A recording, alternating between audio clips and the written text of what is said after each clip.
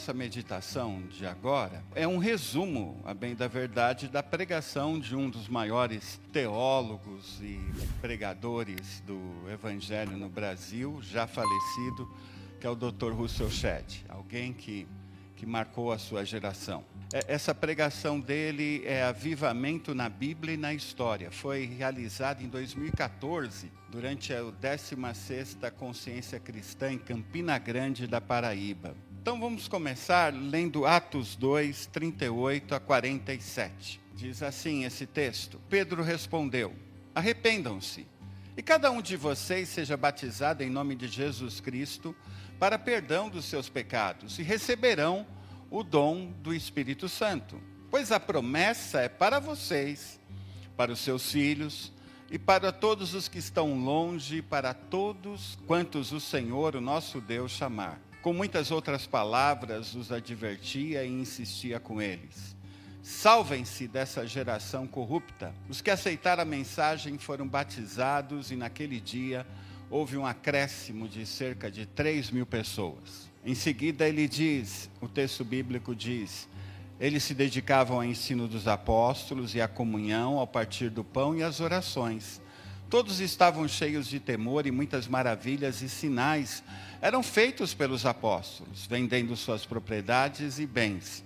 Distribuíam a cada um conforme a sua necessidade. Todos os dias continuavam a reunir-se no pátio do templo. Partiam pão em casa e juntos participavam das refeições, com alegria e sinceridade de coração, louvando a Deus e tendo a simpatia de todo o povo. E o Senhor lhes acrescentava diariamente os que iam sendo salvos.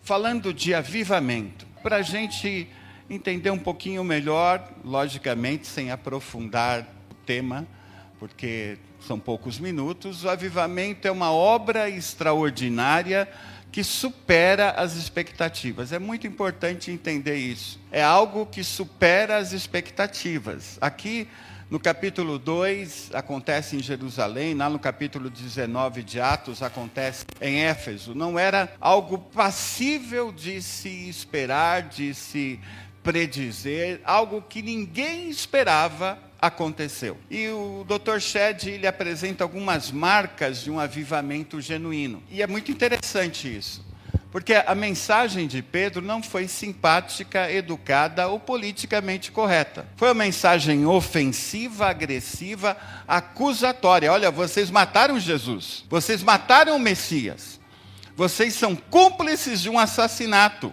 porque ele não fez nada para merecer isso. O que você acha que acontece com alguém que chega diante de outras pessoas e fala de forma acusatória? Essa pessoa vai ser apedrejada, como era na época, vai ser ofendida, vai ser perseguida, vai ser mal vista. Mas acontece uma coisa estranha, e por isso que o que está acontecendo nesse texto é totalmente sobrenatural. As pessoas, em vez de ficarem com raivas, ficaram quebrantadas e pediam misericórdia. E diziam para Deus: olha, nós precisamos de socorro. Nós estamos perdidos. Eles se arrependeram. Arrepender é superar o passado, é mudar os valores. Eles se foram batizados, receberam o Espírito Santo. 3.000 pessoas foram convertidas em uma única pregação. Mas vamos ver as marcas. Rapidamente, eles se dedicavam ao ensino dos apóstolos. Uma das marcas de avivamento é o interesse pela palavra de Deus. Não interesse por ler a palavra de Deus, é interesse por estudar a palavra de Deus. Tentar compreender, aprofundar o assunto. O que significa isso? Por que está dizendo isso aqui? Por que essa situação ocorreu? Quem é que está falando? Essa preocupação em estudar a palavra é uma das marcas do avivamento. Eles também, uma outra marca, passaram a ter koinonia, participação juntos, comunhão. Passam a se interessar por pessoas com quem eles não se interessavam antes. Eles ficaram grudados. Aquele povo que se converteu, muitos não se conheciam, porque não eram só habitantes de Jerusalém, eram gente de vários lugares, e eles ficaram grudados. e participavam junto das coisas. Uma terceira característica, eles dedicavam-se a partir o pão. Partir o pão é celebrar a ceia. E eles faziam isso toda semana. Começava com uma refeição em comum, né? Aquela história de que crente come muito começou aqui, lá em Jerusalém, e depois eles celebravam a ceia. Havia um desejo dessa celebração, tinha sentido para eles isso. Nós vamos celebrar a ceia hoje. E muitas vezes nós fazemos isso de uma forma ritualística, vazia, sem significado no coração. Para eles não. Olha, nós vamos fazer algo que Jesus ensinou e uau, eu quero participar disso. E eles se dedicavam à oração. A oração aqui não é uma oração decorada, não era um repetimento sem envolvimento emocional e espiritual. É ser comandado pelo Espírito, né? Não é uma oração que necessariamente acontece em grupo. Aqui a prática da oração individual é bem forte. É aquela oração que uma vez ou outra a gente experimenta, de ficar 1 hora em oração e não perceber o tempo passar. Sozinho diante de Deus. Eles oravam com essa intensidade. Uma outra característica, eles eram cheios de temor.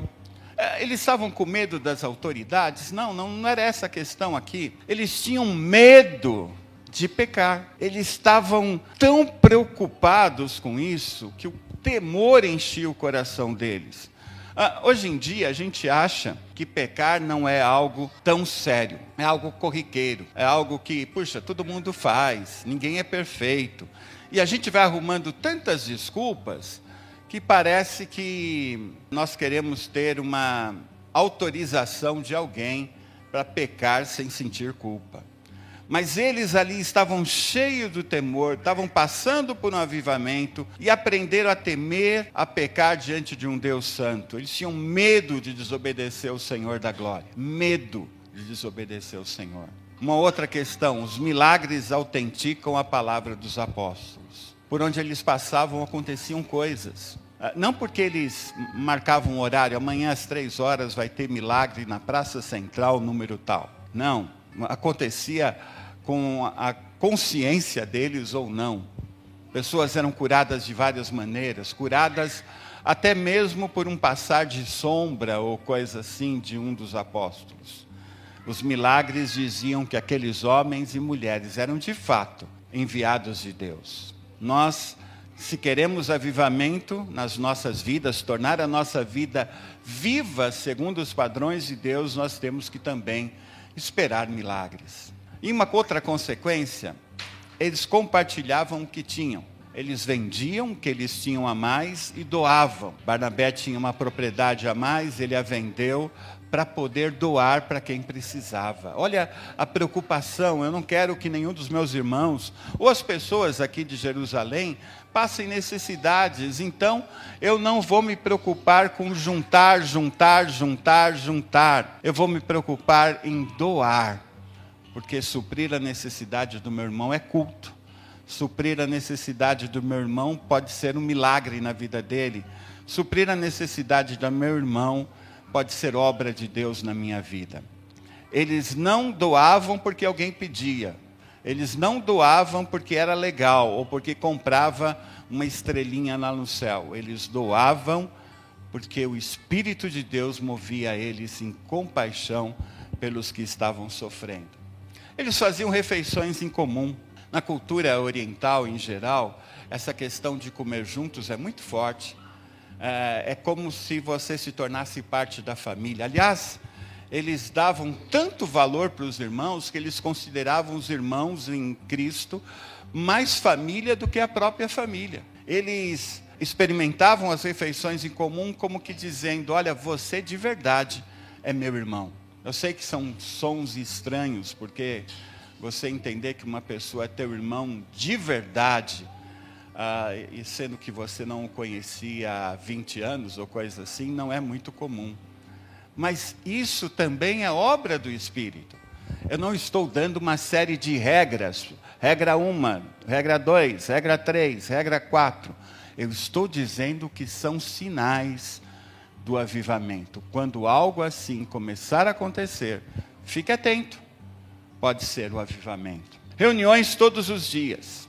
nós estamos amanhã encerrando os 31 dias de oração que nos propusemos a fazer. E não foi fácil. Começamos com 30 pessoas e estamos agora com 15 pessoas. Porque acordar todo dia e estar lá às 6 horas da manhã não é uma coisa que qualquer um queira ou possa fazer. Mas eles se reuniam presencialmente todos os dias. E não tinha Uber para eles pegarem. Não tinha ônibus. Não tinha um carro. Nem moto. Mas eles se importavam em se reunir todos os dias. Porque avivamento muda a gente, muda a agenda, muda o nosso senso de prazer. Eles se reuniam porque isso dava alegria para eles. Outra consequência, eles louvavam a Deus. A palavra hinos significa, são cânticos sobre Jesus. Cânticos que tinham acabado de compor na semana passada, no mês passado, eles tinham acabado de compor cânticos sobre Jesus, aquele que tinha ressuscitado. E cantavam os salmos também. Resultado de tudo isso, outro sinal de avivamento, caíam na simpatia de todo o povo. Iam envolvendo pessoas, atraindo pessoas para estarem junto com eles na presença de Deus. Mais tarde, por causa da perseguição, esses cristãos se espalharam por todo o mundo, principalmente o mundo oriental e o norte da África, falando de Cristo.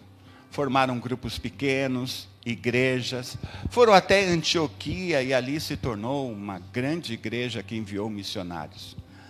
A coisa mais interessante, nada disso foi planejado, nada disso foi desejado, nada disso foi algo que alguém disse que eles deveriam fazer. Algo extraordinário. Nós só podemos orar. E só para nos dar uma imagem do que pode ser, um certo avivamento que abrangeu cidades, estados e muitos lugares, ele levou 490 dias de oração para acontecer. Avivamento não é brincadeira, é obra de Deus.